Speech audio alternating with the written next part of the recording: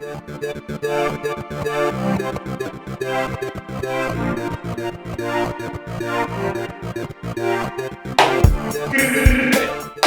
Op4 TV, I am your host, Uncle Bill from the BX. Today I am here with the BX very own, my very own sister, the human resources specialist, Miss Olivia. How you feel? Amazing. Good. Good. What's so amazing? What's going on? Well, I'm finally here recording with you. Finally. Finally. We've talked about it many times. It's our second video. This is the first one coming out. And I appreciate that. A lot of people say my brother's an asshole, but I came to him really, and of course, he held me down, as he's been doing for, 19 years of my life? 19 years? That's it? Well, that's all I am. I'm 19. Oh, okay. 35 in June. No, 36 in June. I was about to say, I know my Can math is bad. you go ahead and edit that out? No. Nope. All right. 36. How many years served in the military? 10. 10. 1, 2, 3, 4, 5, 6, 7, 8, 9, 10. 10. Say it with inflection so we know it's the last one. 1, 0. 4. So, you enjoyed the ride? Tell us about it. What made you go into the military? You gotta do better. We gotta do better. You gotta choose better. That was it. I had to do better. I saw my brother living life. Saw him. Listen. What year did you join? I signed my contract December 30th. I left for basic training January 18th. What year? 2010. So 2010, December 30th, 2011, January 18th. Damn. And that's when, well, you knew, but everybody else found out like a week before. Yeah, a lot of it was very similar with me. I ain't tell nobody nothing, just left. It just be like that sometimes. I enjoyed the ride. What did you do in the military? What was your specialty? Well, my specialty, what I joined for, which was what I was in school for at the time, criminal justice. So I wanted to do paralegal 27 Delta. Oh, I remember that. Yeah. Yes. You remember what happened? My recruiter called me a product of my environment, and because he dropped the ball. He didn't slot me in time. He didn't press his buttons, so I lost my bonus. And when I said I was gonna tell the commander chief, he was all, "You're a product of your environment. You're listening to your brother. Blah blah blah." It's a Fordham Road recruiter. No, actually, I think they were like in Long Island or something. Cause I remember they would like tell me to run. To Fordham Road, yo, the Fordham Road cast, they was on it. I think Fordham Road, I saw people outside running and stuff, and I was like, I'm not with it. Oh, you didn't want to do physical fitness? You was like, nah, I'm going around that part? I went where I was able to be. Okay. So you joined the military. Tell me more about what happened in your career. What's going on? 27 Delta, paralegal. Didn't happen. Lost out on my bonus. But thankfully was pushed into HR. Okay. And found my passion. I love taking care of soldiers. I love just genuinely helping people, and that's where I learned it. It was in HR. It was, getting the stories, the people calling up, whether it be about promotion or pay, questions about deployments and medical stuff. You want to run the S1? Yeah, I wanted to be I enjoyed being the first person to get hands on my soldiers. So when they came in, they in process. I didn't just in process. I said, "What are you doing? What's going on? What's your family like? What's your identity?" You really engage with the soldiers. Really engage, because I want them to listen. If you at a unit and you showing up and you just sitting in the corner all weekend, you're not entertained. You don't feel the passion. You don't feel the need to be there. That's in the, like you said, sitting in the corner all weekend. That's pertaining to the Army Reservists. The Army Reservists who have a drill, typically 1 week in a month, 14 additional full days a year. But reservists are there to deploy and engage. However, unlike active duty, they're not in their specialty every day. No. So when they come on the weekends, you gotta have them engaged. You have to give them something to look forward to understand, to take their responsibility seriously. Okay. So by finding out more about the soldier when they come in, I'm able to, really be able to mentor and guide the soldiers if I have a soldier who came into the military because they wanted the education benefit, then I'm remembering to remind them that not only are you going to come here, but you're going to show up, you're going to do what you have to do, and make sure you're in good standing, because tuition assistance, you don't just get college paid for. You have to be in good standing. Your commander has to sign off on that. Awesome. So being able to just really engage our soldiers and find out specifically why they joined, I think is a good way to get them to really invest in their foundation. Invest in themselves, invest in their own career. Definitely. That's definitely something that's necessary in a lot of soldiers, and it starts at the beginning. I've had a conversation with other people. We had when I was in 4th Student 3rd ID, we had 2 black female first sergeants. One was a drill sergeant, and one was a recruiter. Guess which one had the most soldiers become sergeant majors and officers, and guess which one had the most felons? Between the drill sergeant and the recruiter. Let's go with the drill sergeant and the longevity recruiter and felons. You want to know why I said that? I know exactly why you said that. Oh, and you're 100% right. Oh. The recruiter had the felons, and the drill sergeant produced the career soldiers. And it's because one MOS is taught to take care of soldiers, educate soldiers, be aware of soldiers like you did in your career. And the other one is talked about screw soldiers over. Can we pause? Go ahead. Drill Sergeant Lacey. Still in contact with her till this day. Yeah. Continues to be a motivational person. She hasn't stopped being a drill. She's treated me with the respect of my rank, but constantly, packs, sending gifts, just taking that extra thought. And it's like, I already had so many, memories with her, and she was definitely one who stood for her soldiers. But it's like, when they continue to mentor, continue to guide, it's greatness that I feel like you can achieve in the Army when you're surrounded by the right people. Drill Sergeant Lacey, hit me up, yo. You next, B. You heard? You need to come on this platform. You heard? Op4 TV. We are here for the veterans. We are here for the veterans' voices. We are here for your voice. She is also pursuing her human resource MBA. So we connect. We always connect, but we were discussing our, what we're doing now, and we're both getting our MBA. I'm at Georgia State University, and she's actually going to school at a college that's based out of New York, Excelsior. She's human resources, I believe, as well. Something like that. All right, so talk about what's going on. What happened with your career? 10 years? 10 years, staff sergeant.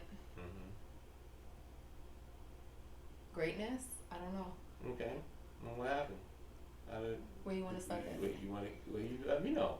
Your career, are you in the military currently? I am currently out of the military. Okay. I am a 100% disabled veteran. 100% disabled veteran. First time That's first time go. Oh wait, please. That's not even. That was that's a that thing. was a range thing though. That's a thing. First time go though. First time go. That's a thing. Let's talk about it.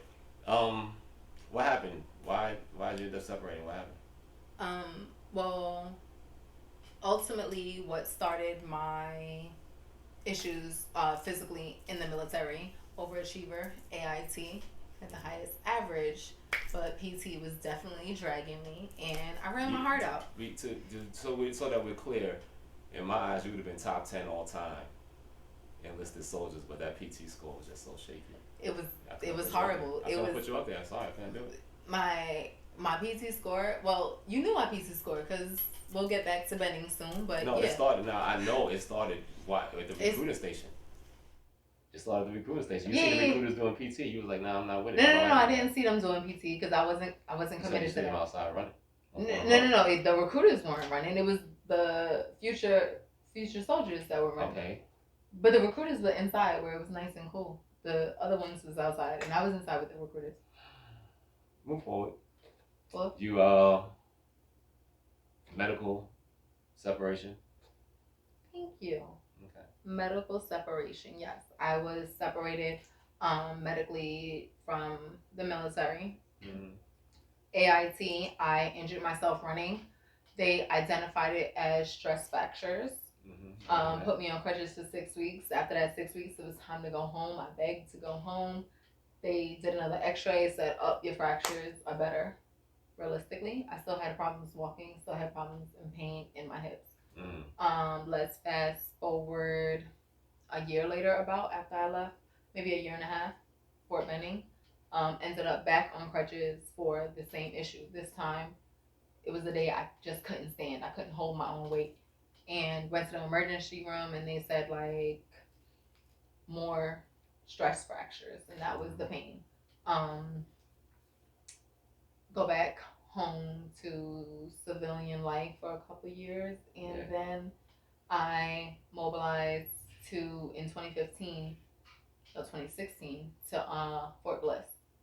When I mobilized to Fort Bliss, and just coming off having a baby, of course, I'm definitely out to say no. I still got it, because before having her, I did reach not optimal PT, but it was good enough for me.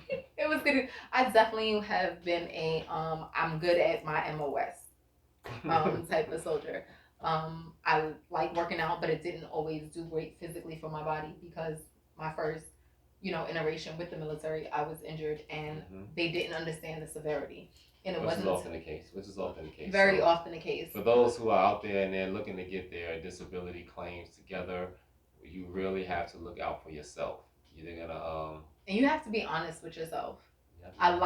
Too many soldiers I speak to say, no, but I'm okay, and it's not that bad. And I feel like we constantly compare ourselves to others. We know others that are way worse, so we can stick it out. But things changed, and while I got out on 100% disability, things have been drastically different from what I thought it would be. And it's to the point where I'm like, 100% may not be, it's not everything. Like, oh, you don't have the effects of 100% are real.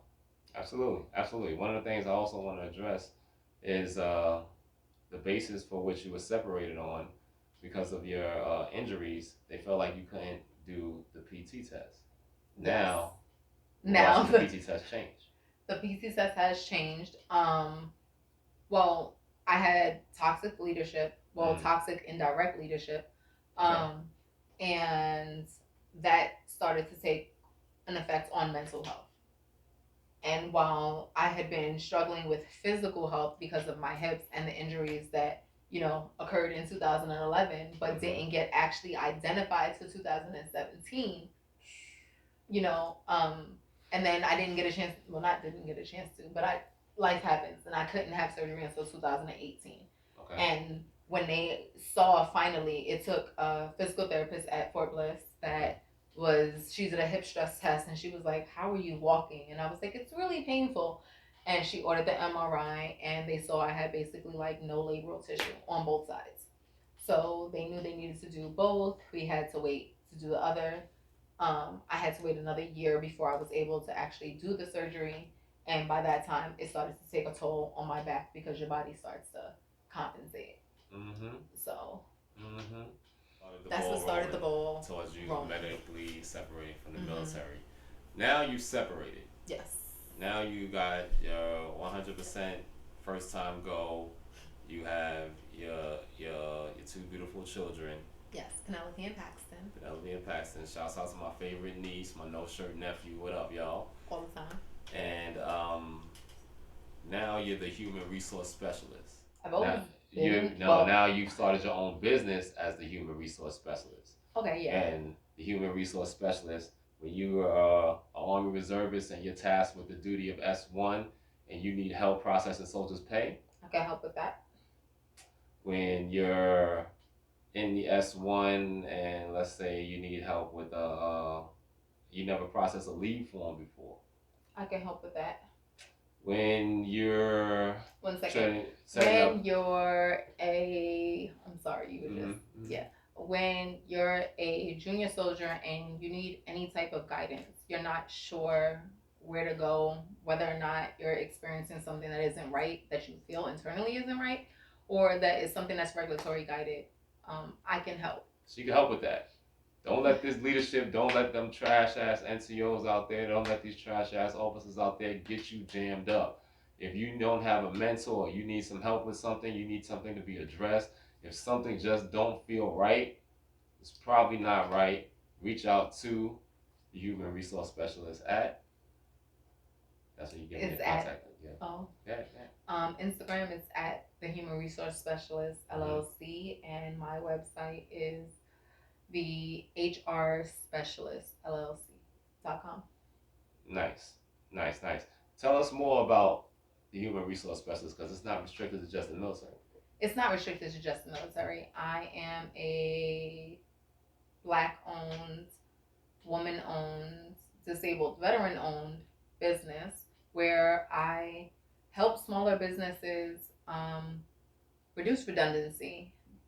We all start businesses because of our niche, and mine is human resources. And it's just not, when you think of payroll and laws, it's about streamlining your business and making sure that every second of your day counts, that you are focused on your craft, and I help you maintain the things that probably don't interest you but are very important to running a business and maintaining a business, creating a legacy. This is what we need for our community to create longevity within our businesses, and I'm here to give that back to our community. Nice. Of course, for a fee. There's a fee. There's a fee. There's a fee. I am fee. She's fee. This is Op4 TV. I am your host, Uncle Bill from the BX. I am here with Olivia at the Human Resource Specialist LLC. Olivia at the Human Resource Specialist LLC. Thanks for tuning in. We appreciate y'all. Lots of love. Love yours. We out.